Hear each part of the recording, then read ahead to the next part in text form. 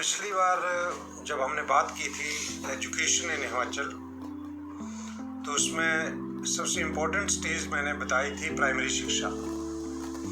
तो प्राथमिक शिक्षा में बहुत सारे लोगों की क्वेरीज आई हैं और वो जानना चाहते हैं कि प्राथमिक एजुकेशन जो है उसमें कैसे सुधार किया जाए। Irrespective to Himachal, this is applicable to all states in India, क्योंकि प्राथमिक शिक्षा में जितनी सुधार हम लाएंगे उतना ही हमें अच्छा रिजल्ट जो है वो हायर लेवल पे मिलेगा। तो मैं ये समझता हूँ कि सबसे पहले हमें टीचर एजुकेशन के ऊपर बहुत ध्यान देना होगा। टीचर्स ट्रेनिंग जो है वो एक बहुत ही अच्छी सुदृढ़ ढांचे में तैयार की जानी चाहिए और ट्रेंड टीचर ही जो है वो प्राइमरी लेवल पे अपॉइंट किए जाने चाहिए। इसमें भी जब हमारे जेबीटी के लिए एंट्रेंस टेस्ट होता है तो उसमें बड़े स्ट्रिक्टली हमें एडहियर करना पड़ेगा उन नॉर्म्स के लिए कि जिसमें हमारा ये उद्देश्य जो है वो फलदायक रहे। अगर हमारे पास हाईली क्वालिफाइड एंड इंटेलिजेंट लोग जो सचमुच एजुकेशन के लिए समर्पित हैं आएंगे तो निस्संदेह हमारी प्राइमरी एजुकेशन जो है वो बहुत स्ट्रांग हो जाएगी। तो सबसे पहला जो पॉइंट है वो मैं ये समझता हूँ कि उसमें प्रशिक्षण व्यवस्था जो है वो बहुत अच्छी होनी चाहिए। दूसरा जो है वो टीचिंग के लिए हमारे पास मॉडर्न टेक्निक्स का यूज़ साथ साथ में होना चाहिए। आजकल तो स्मार्ट बोर्ड, स्मार्ट क्लासरूम का सिस्टम शुरू हो गया है और टेक्नोलॉजी इतनी ज़्यादा पेनिट्रेट कर गई है कि आप बहुत अच्छी तरह से इनका प्रयोग कर सकते हैं। लेकिन इंस्टॉल होने से पहले आपको ये ज़रूरी है कि आपके पास जो एजुकेटर्स हैं, टीचर्स जो हैं, वो इसके बारे में वेल वर्स्ड होने चाहिए, अर्थात उनको इन टेक्निक्स को यूज़ करने का तरीका आना चाहिए। हमें नई शिक्षण विधियां जो हैं उनके बारे में भी वेल वर्स्ड होना चाहिए। हमारे जो अध्यापक हैं जो प्राइमरी लेवल पे हैं उनको जो न्यू टेक्निक्स जो है, टीचिंग मेथड्स जो हैं, उनके बारे में पूरी इन्फॉर्मेशन होनी चाहिए कि हमें इन छोटे बच्चों को जो 5+ हैं उनको हमें किस तरह से ट्रीट करना है, कैसे हम उनका मेंटल इन्हेंसमेंट कर सकते हैं। हमें मानसिक स्वास्थ्य को ऊपर ध्यान देना होगा कि उस लेवल के बच्चों का जो मानसिक स्वास्थ्य जो है, जो मेंटल हेल्थ जो है, उसको कैसे हम इम्प्रूव कर सकते हैं। इसके साथ साथ हमारे पास जो प्राइमरी लेवल का जो सिलेबस है, जो पाठ्यक्रम है, उसमें भी हमें मूलभूत सुधार करने होंगे। एक घिसा पिटा पाठ्यक्रम ना लेकर हमें पाठ्यक्रम को इस तरह से मॉडिफाई करना है ताकि वो बहुत इंटरेस्टिंग हो और स्टूडेंट जो हैं वो बजाय क्लास से भागने के घर से ये कहें कि नहीं हमें स्कूल जाना है। क्योंकि ये तभी हो सकता है कि जब आपके टीचर्स वेल वर्स्ड हों, ये तभी हो सकता है कि जब बच्चों को बहुत अच्छी ट्रीटमेंट स्कूल में मिल रही हो, ये तभी हो सकता है कि अगर टीचिंग मेथड्स के बारे में टीचर वेल वर्स्ड हैं, इक्विप्ड हैं, ये तभी हो सकता है कि स्कूल में जो बड़ा एट्रैक्टिव एटमॉस्फेयर है। जितना एट्रैक्टिव एटमॉस्फेयर आपका उस लेवल पे होगा उतना ही बच्चों का इनफ्लो जो है वो बढ़ेगा। तो इसलिए हमें इन चीज़ों का ध्यान बहुत ज़रूरी है कि हम इधर ध्यान दें।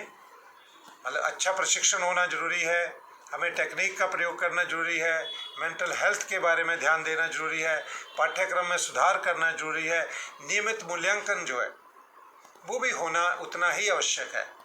बच्चों का असेसमेंट जो है वो कैसे किया जाए।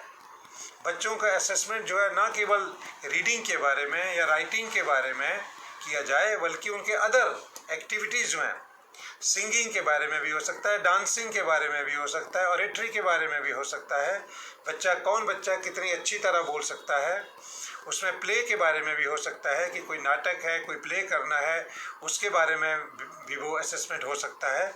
तो हमें ये ध्यान देना होगा कि हम बच्चों का जब असेसमेंट करें, मूल्यांकन करें, तो उनके चहुमुखी विकास को आधार मानकर जो है वो मूल्यांकन किया जाना चाहिए।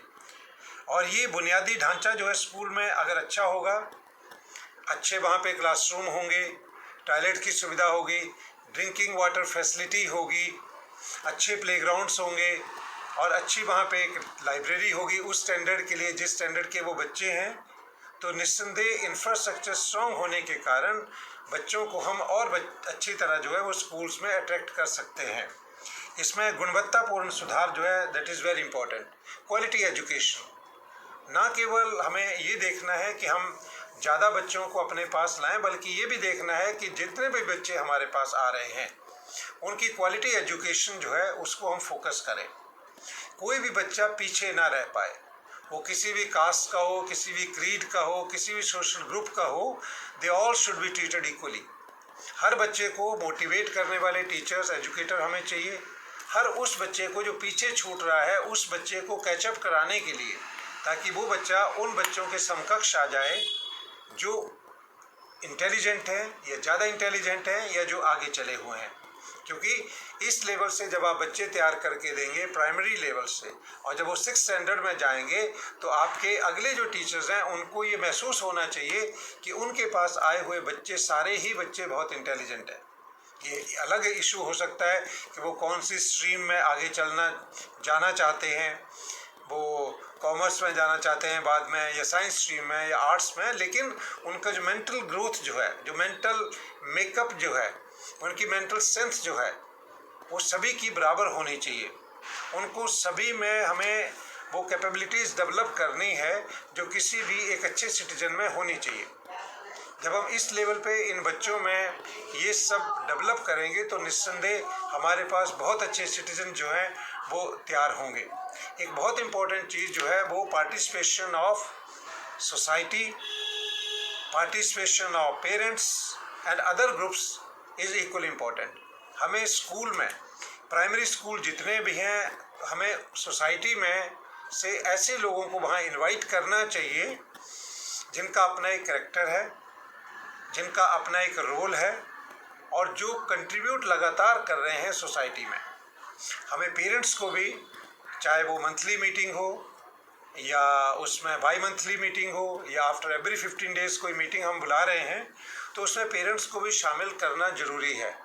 ये ज़रूरी नहीं है कि सभी all from 1st to 5th standard के पेरेंट्स को सभी को इकट्ठा बुलाया जाए।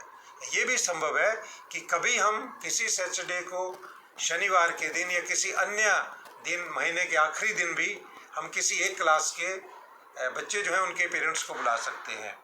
कभी किसी और दिन जो है हम उस दिन सोसाइटी में, हमारे समाज में, हमारे गांव में, हमारे सर्कल में जो और लोग जो हैं, जैसे मैंने कहा कि बहुत ही जो रिस्पॉन्सिबल लोग हैं, जिनका अपना एक रोल है, जिनका अपना एक महत्व है, उनको भी बुला के हम बच्चों के साथ उनका इंटरेक्शन करा सकते हैं।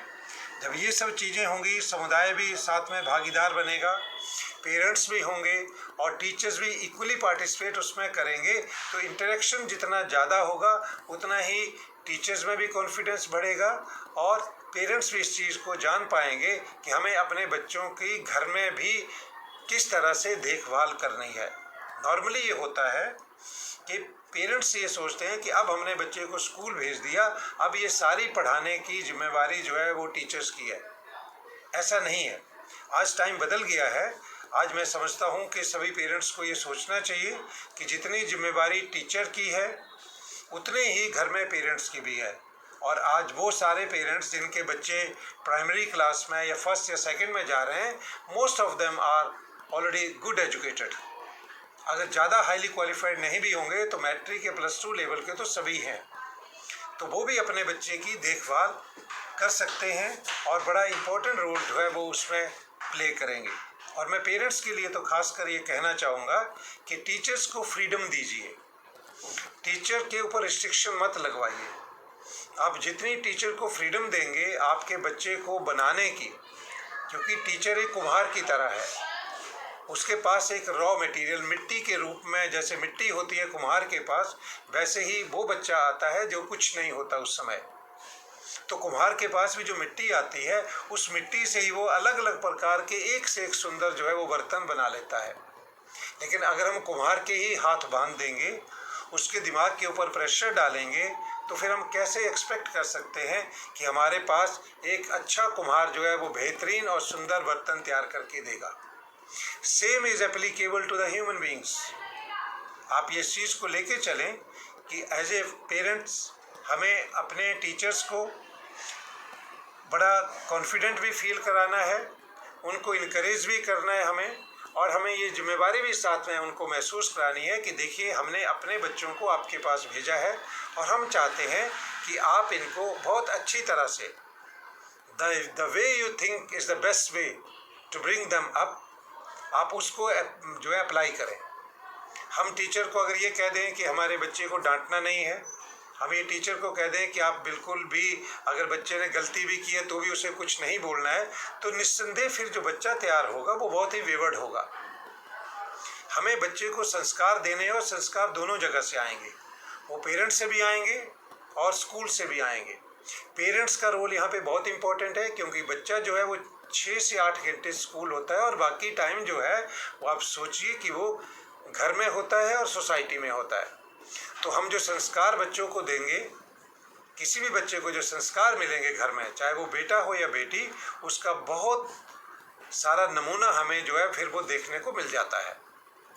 तो मेरा ये मानना है कि प्राइमरी एजुकेशन को स्ट्रॉन्ग करिए। गवर्नमेंट के लेवल पे भी इनिशिएटिव लेना उतना ही इम्पोर्टेंट है जितना हम लोगों का रोल है जिनके बच्चे स्कूल में जा रहे हैं। और क्योंकि मैं अभी बात ये कर रहा हूँ गवर्नमेंट स्कूल्स के बारे में, जहाँ पे डे बाय डे स्ट्रेंथ कम हुई है, तो जब हम ये इनिशिएटिव लेंगे, वेल क्वालिफाइड टीचर्स हमारे पास होंगे और वो टीचर्स होंगे जो सचमुच टीचिंग में ही आना चाहते हैं। टीचिंग जो है वो ऐसा नहीं होना चाहिए कि जब कहीं नौकरी नहीं मिले तो चलो अब टीचिंग में ट्राई कर लेते हैं, नहीं, वो नहीं चाहिए। हमें वो लोग चाहिए जिनकी फर्स्ट चॉइस जो है वो टीचिंग है, वो लोग जो दिल से दिमाग से इस प्रोफेशन में आना चाहते हैं।